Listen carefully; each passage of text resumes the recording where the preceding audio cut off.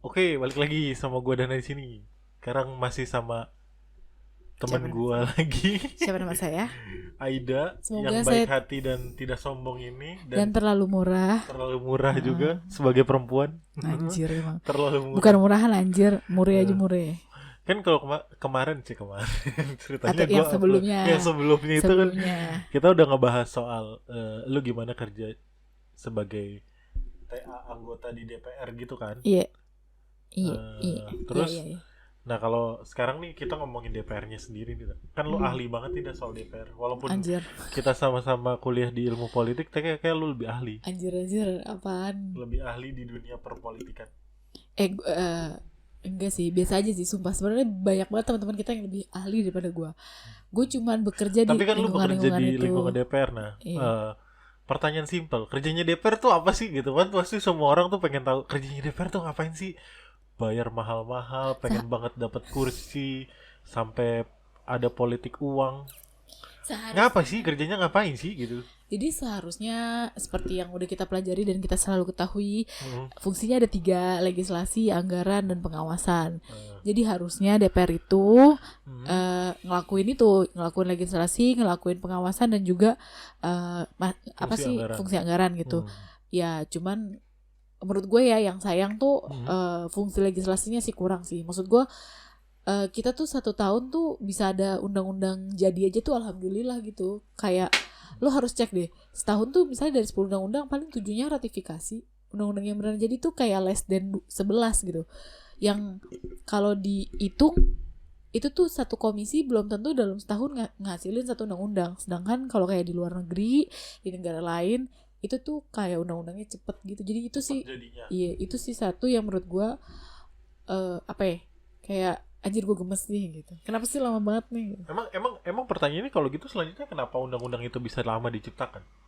Sejujurnya itu Heeh. pertanyaan yang susah, Mod. Kenapa? Karena menurut gue gini, satu ya, gue tuh nggak bisa apple to apple ke negara lain. Tapi satu, partai kita banyak, Hmm. kepentingan kita banyak banget, Hmm. anggotanya juga dari dalam satu partai suaranya beda-beda. Betul.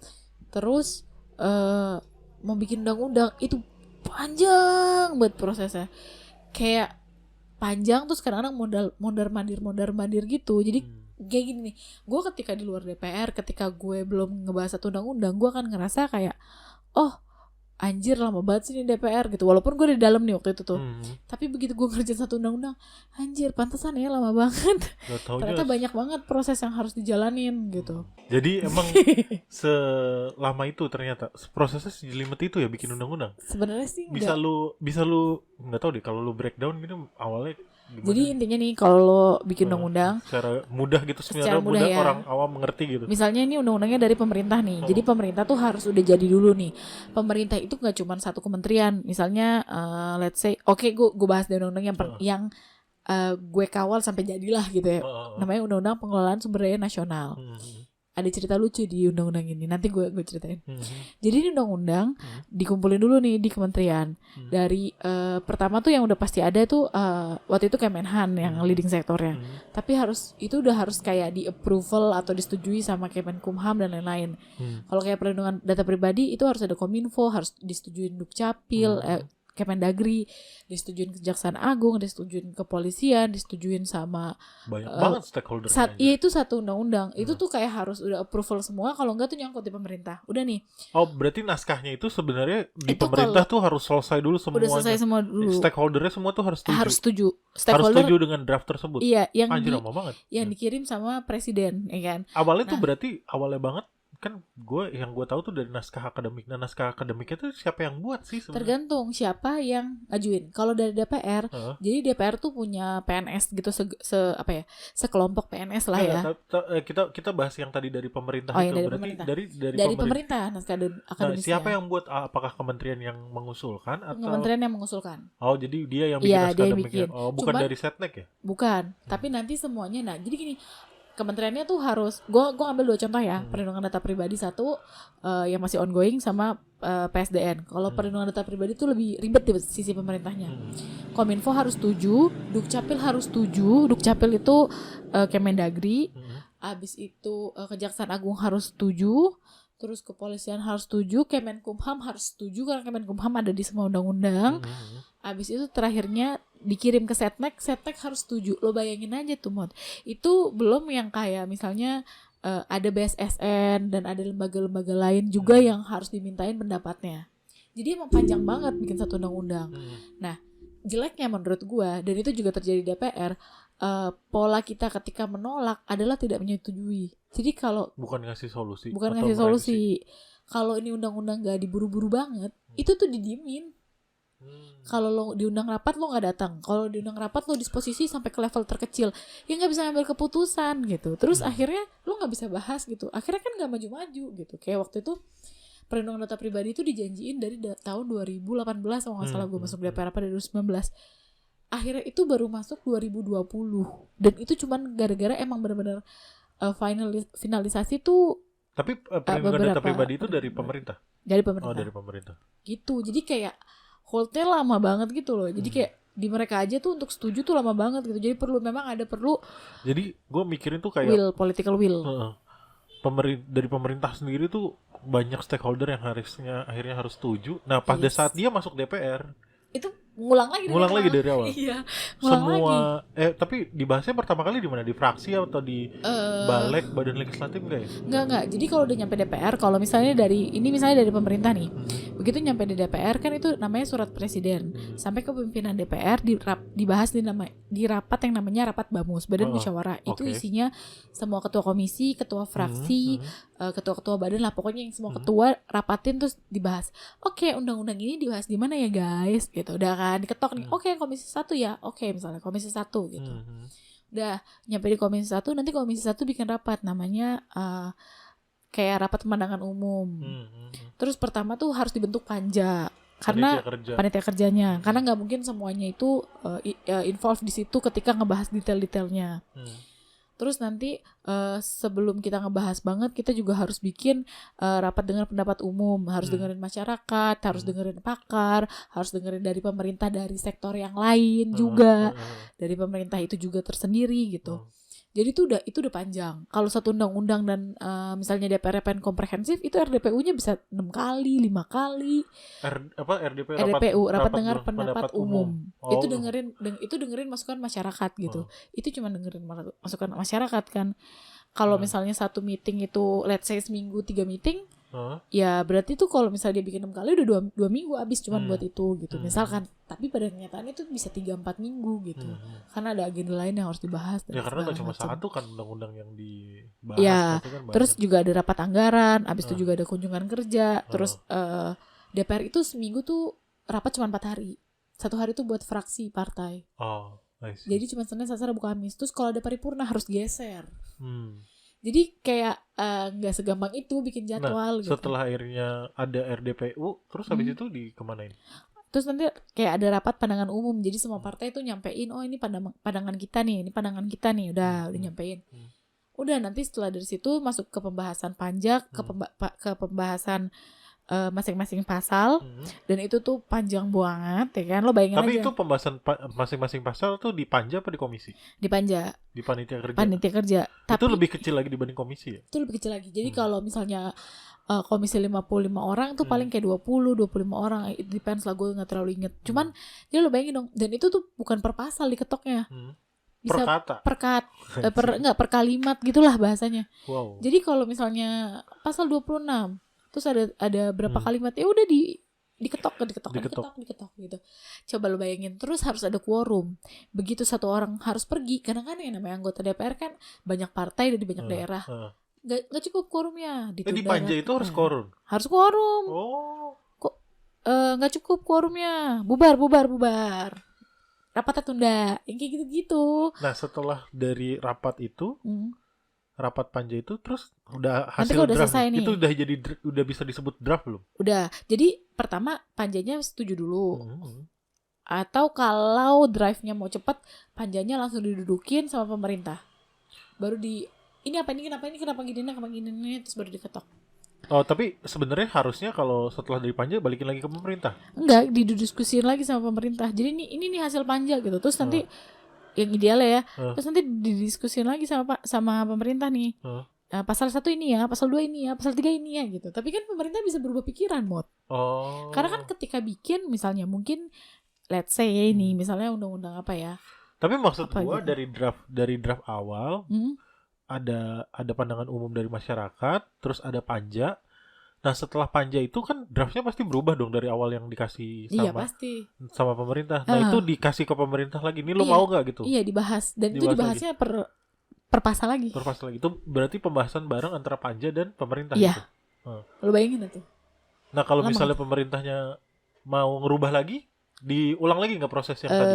Enggak, jadi kalau mau berubah ya berdebat aja Oh, berdebat di situ di tuh. situ. Oh. Gitu cuman nah kadang-kadang masalahnya gini, Hmm. ketika berdebat orang yang ngusulin nggak ada. Hari itu diganti, begitu dia datang dibilang ini kenapa pasal ini dirubah, buka lagi, bongkar lagi, debat lagi. Oh, berarti proses antara perdebatan draft itu antara pemerintah dan DPR itu nggak cuma sekali dong, Enggak, berkali-kali. itu bisa berkali-kali. Tapi itu ini ya, balik lagi ke drive-nya. Kalau ada undang-undang yang kita tahu nih beberapa bulan jadi, itu emang drive-nya kencang banget, drive politiknya tuh berarti kencang banget. Jadi benar-benar dipastiin anggotanya datang, terus mungkin Oke. satu pasal nggak dibahas lebih dari sekali atau dua Hmm. kali kayak gitu. Ya, jadi sebenarnya tergantung kepentingan dari undang-undang tersebut juga kan. Tergantung kepentingan atau tergantung dari ya keseriusan politiknya aja sih, komitmen politiknya. Nah, maksud gua berarti keseriusan itu harus lebih banyak datang dari pemerintah atau dari DPR itu sendiri sih sebenarnya? Dari dua-duanya sih menurut gue. Tapi dari DPR juga ya perlu sih menurut gue, karena tapi gimana ya? Mereka bisa aja Dua-duanya ngelak sih. ya soalnya maksudnya pemerintah bisa menggebu-gebu gitu. Tapi Bisa. once dari DPR karena ini menurut mereka nggak terlalu mengakomodir kepentingan mereka, jadi kayak udahlah Iya, gue nggak datang, misalnya gini, enggak. panjanya dilama-lamain gitu kan, Iya, bisa jadi misalnya kayak kayak gitu gini. Misalnya menurut DPR misalkan nih, nggak penting gitu. Ya udah nanti tuh panjanya bisa 2 minggu sekali rapatnya. I see. Terus atau misalnya 3 minggu sekali rapatnya, terus pas rapat yang nggak signifikan cuma setengah jam yang kayak gitu-gitu. Kalau pemerintahnya nggak mau, bisa aja tiba-tiba ada satu undang-undang nih yang di periode kemarin itu pemerintahnya yang bail out gitu, kayak pemerintahnya Oh, nggak mau bisa juga. datang. Ini case di mana? Oke, mungkin kita lanjutin dulu dari ini kan driven dari pemerintah ya. Yoi. Setelah ini mereka akhirnya setuju nih. DPR sama pemerintah setuju. Oke lah, gue mau draft yang ini. Gue juga oke. Nah, terus habis itu apa? Langsung paripurna? Enggak, jadi kalau udah selesai semua, udah selesai, udah dibaca, udah diketok, rapat sekali lagi di komisi. Oh, rapat komisi. Dibacain ulang lagi. Karena tadi tuh baru panja dan pemerintah. Sekarang komisi dan pemerintah. Terus dan itu tuh pemerintahnya nggak cuman pemerintah doang, beneran harus ada beberapa unsur gitu. Jadi kalau surat presiden bilang, oh oke, ini undang-undang ini Kominfo, Kemkumham, sama misalnya let's say ya kejaksaan gitu. Nah itu tuh minimal perwakilannya harus hadir di rapat itu gitu. Udah tiga-tiganya. Terus nanti ketika di komisi disetujuin, dia naik, terus nanti dia akan diharmonisasi di balik. Yes. Jadi setelah akhirnya rapat komisi diketok palu nih misalnya. Diketok palu, udah nih selesai ya. Tapi rapat komisi tuh bisa sekali aja apa berkali-kali? Bisa berkali-kali kalau misalnya karena masih ada tarik ulur gitu ya. Iya, misalnya ada pasal yang satu partai nggak setuju, tapi ternyata pas berdebat dia nggak cukup kuat misalnya. Biasanya didebatin lagi nanti. Oh, maksudnya gitu. Pada saat panja dia bisa aja pada saat komisi dia baru. Iya, dia baru raise gitu. Cuman ya makanya itu tergantung drive politik gitu. Kalau dari awal semuanya udah komit, pokoknya ini harus kelar. Kalian harus komit, kalau kalian gak datang panja it's your loss. Nah itu bisa cepet tuh gitu. Kalau enggak ya bisa diulang lagi gitu. Nah terus setelah dari situ dibalik badan legislatif. Iya dibalik, diharmonisasi. Diharmonisasi itu maksudnya apa sih? Jadi dia cuma make sure kan undang-undang banyak nih, makanya ada omnibus gitu kan. Jadi dia ngeharmonisasi gitu. Ada yang bertentangan ada atau tidak? Enggak gitu. Ini cocok. Ini gitu. antar undang-undang atau peraturan yang antar undang-undang dong. Karena kan kalau peraturan pemerintah itu tabrakan sama undang-undang, kalah dong peraturan pemerintahnya, Mot. Iya sih. Jadi ya harusnya sih peraturan itu yang ngikutin undang-undang akhirnya gitu. Tapi aneh juga ya, harmonisasi itu kenapa nggak dilakukan pada saat draft pertama? Nggak juga ya. Karena kan nanti berubah lagi. Iya benar juga sih. Maksudnya itu draft final. Nah kalau misalnya ternyata yang bertentangan dengan undang-undang lain yang udah ada, nanti tuh dibahas. Jadi tergantung kealotannya. Jadi kadang-kadang nanti balik cuma ngirim kayak ini nih kurang harmonis misalnya gitu kan. Ini nih agak nabrak nih misalnya sama UU pertanahan misalnya kayak gitu atau apalah gitu. Terus nanti ntar kita lihat, oke nanti kita rapiin, terus atau ntar kita kirim lagi ke Balek, atau bisa juga komisinya meeting sama Balek, nih apa yang bermasalah, atau nanti dibikin kayak 3 rapat. Nah itu kalau misalnya ada yang nggak selesai gitu, draftnya mental lagi tuh, atau harus rapat komisi lagi atau panja, bahkan ke panja lagi. Balik lagi kemana? Tergantung tingkat keparahannya. Terus tergantung, kadang-kadang nggak se substance itu, tapi kadang-kadang bisa se substance itu. Jadi Balek itu sangat berpengaruh, brother. Iya. Jadi paham. itu parah banget sih. Maksudnya kayak bukan parah ya. Maksudnya ketika lo ngomong, ini kalimat-kalimatnya aja nih yang cukup dirapiin ya, itu kan teknis Itu ya. teknis. Tapi kalau giliran dibilang, substansi, ini nabrak sama ini gitu. Ya udah. Balik terus itu isinya siapa sih? Anggota DPR kan? anggota DPR juga. Tapi Kan kalau di DPR kan ada komisi-komisi, terus ada badan-badan kayak badan kerjasama antar parlemen tuh, badan kerjasama yang luar negeri. Tapi itu anggota komisi Ada juga Balek, anggotanya. ada komisinya juga. Enggak, maksud gue anggota Balek adalah anggota komisi yang lain. Iya. Oh. Jadi satu anggota tuh bisa dua badan. Jadi kayak saya anggota komisi 2, tapi saya juga anggota Balek. Saya anggota komisi 3 tapi saya MKD misalnya, atau saya Banggar. Kayak gitu. Oke. Jadi beda-beda. Anjir, ribet banget. Lumayan. Maksudnya gue kalau kayak gue merefleksikan gue ke corporate ya, anjir gue bikin SOP 1 mesti di review sama manajer gue gitu, supervisor gue ulang lagi, terus gue minta apalagi kalau misalnya SOP itu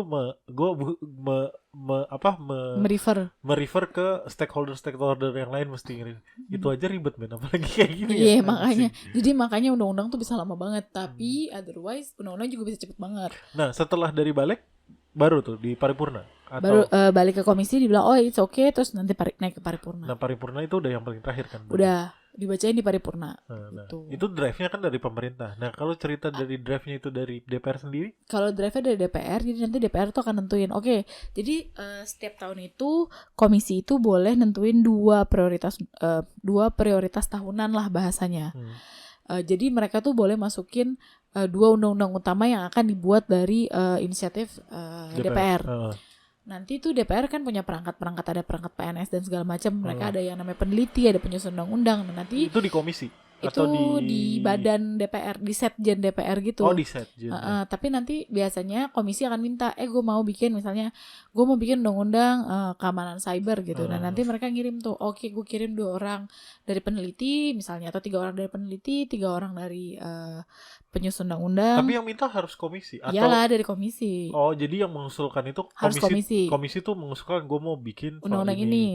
Nah nanti dia minta ke Setjen, gue butuh resource. Ya gue butuh resource gitu. Atau ya bukan minta sih, maksudnya udah pasti dikasih gitu.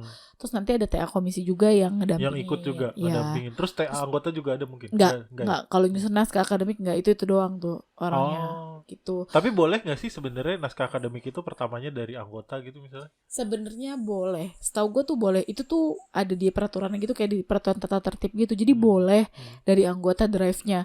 Tapi jauh lebih ribet gitu karena anggotanya harus bawa sendiri itu ke komisi, nanti harus present, harus apa gitu-gitu. Dan itu jarang banget terjadi. Tapi kan seenggaknya kan lu di komisi kan lu bisa mempengaruhi lewat komisi gitu kan? Iya bisa sih. Sebenarnya ya, maksudnya kadang-kadang tuh anggota tuh nggak harus dalam tanda kutip ya se-effort dia bikin naskah akademiknya, dia bikin pasalnya apa segala macam, enggak. Dia cukup raise isu itu, ayo kita bahas undang-undang ini, terus dicari tanda kutip koalisi gitu kan.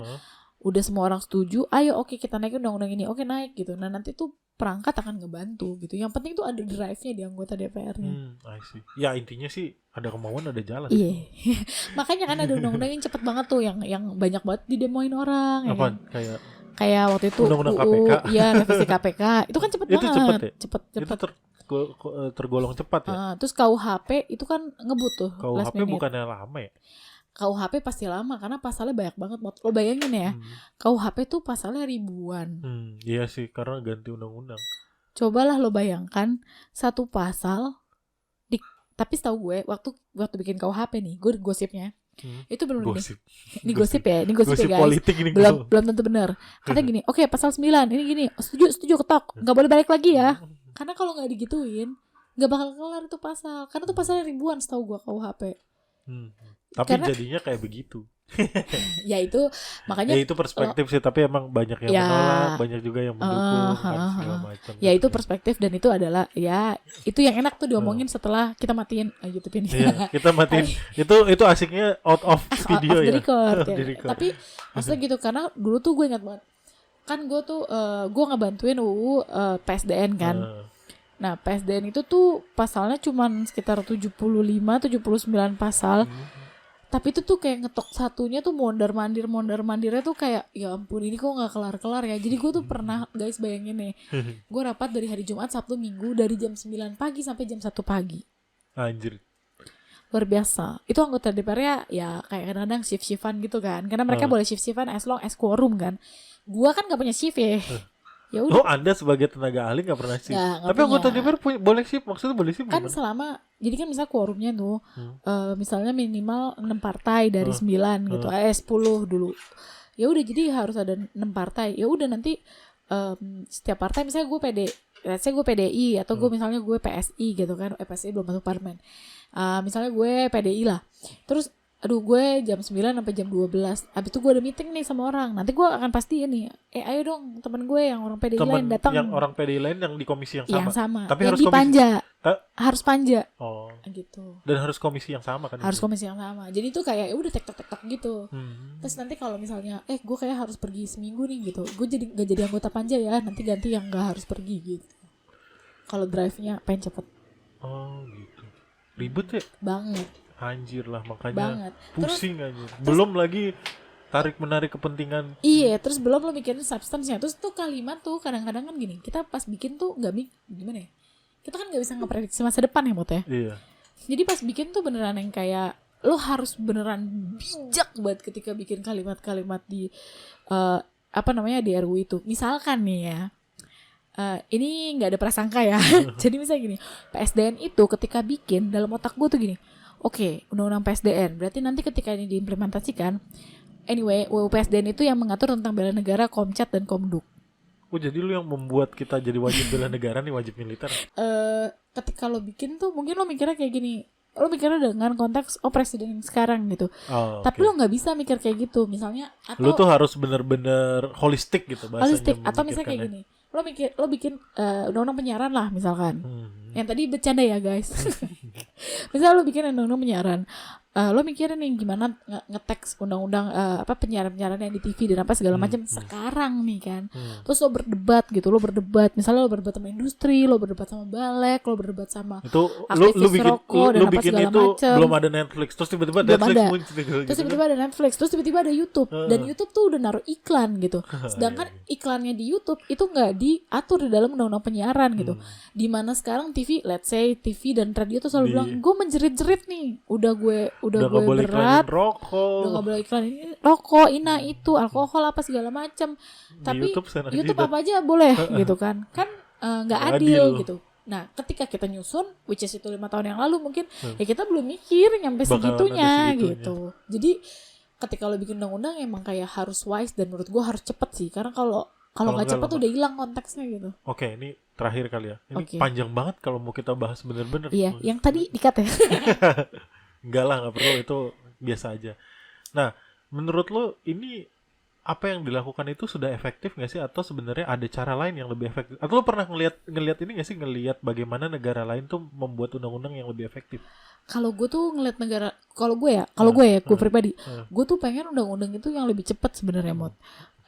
Sebenarnya gini. Bagaimana lebih cepat tapi lebih efektif juga, dalam artian dia tidak mengkebiri fase-fase tadi, ada pandangan umum dari masyarakat, ada juga Iya, jadi kalau ini gue ya, iya, gue nanya pendapat semua, maksudnya gini, semua proses tadi tuh harus dijalanin. Kita harus tetap dengerin input dari masyarakat, dari pakar, juga dari misalnya industri dan apa segala macam, semua tuh harus didengerin gitu. Tapi yang jadi masalah adalah kadang-kadang undang-undang kita tuh terlalu luas. Kita tuh terlalu pengen ngeliputin semuanya gitu. Jadinya tuh akhirnya kayak kagak kelar lah gitu. Let's say misalkan kayak gini.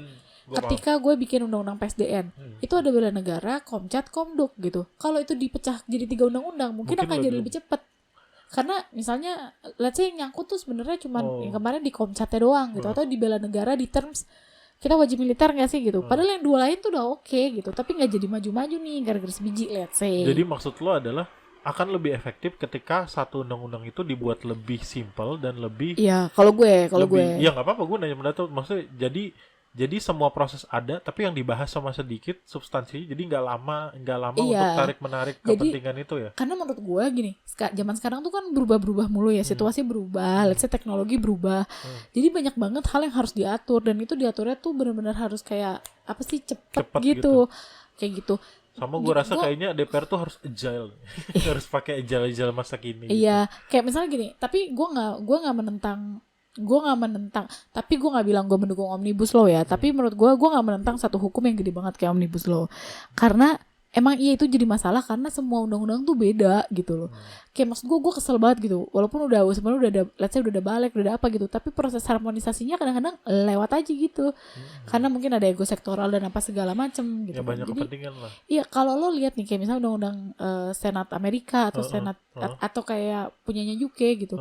Ada undang-undang yang cuma 5 pasal, 3 pasal. Jadi sebenarnya dia dikit-dikit tapi banyak gitu. Iya, dikit-dikit tapi cepet gitu. Jadi kayak cepet dan banyak kan. Kan? Jadi kayak kalau di UK tuh satu undang-undang yang gedenya, terus amandemennya tuh banyak tapi kayak setahun gitu. Jadi lebih bisa ngejawab kebutuhan zaman menurut gue yang udah nggak di DPR lagi. Gila, udah hampir 30 menit lagi. Anjir, kita ngomong nggak berasa ya? Iya, emang nggak berasa parah. Ya udahlah, kita tutup aja dulu. Baiklah. Sebelum lo nanti menceritakan hal-hal yang jadi rahasia negara lagi. Ya baik. Apa ya, nggak punya guys, tenang aja guys. Sumpah lo kalau mau nyari gue nggak pernah rahasia ngomong negara, guys di YouTube gue gara-gara lo aja nih. guys. Guys. Ya Ya udah, guys. oke. Sampai di sini dulu aja. Baik, Sampai ketemu Mamut. lagi. Dah. Bye bye. Makasih.